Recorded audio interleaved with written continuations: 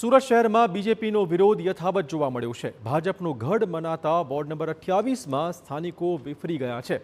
પ્રચાર માટે ગયેલા નેતાઓ બન્યા લોકોના રોષનો ભોગ। યુવકે સોસાયટીમાં પાણી ભરાવા મુદ્દે નેતાઓ પર ઠાલવ્યો હતો રોષ। ભાજપના નેતાઓએ સ્થાનિકો સાથે ઝપાઝપી પણ કરી નાખી। મહિલાઓએ ભર બજારે 30 વર્ષનો હિસાબ માંગ્યો હતો।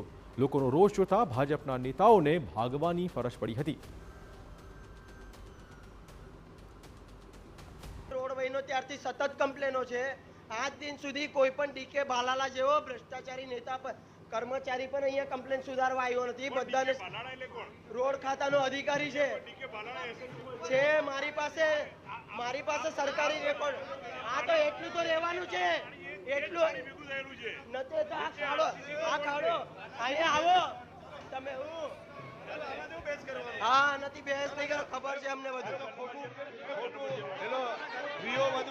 આ બાંધકામનું પાણી નથી તમને। આ બધા ચોર નેતાઓ છે, ચોર નેતાઓ। આ બધા ચોર આવી ગયા છે અહીંયા, ચોર।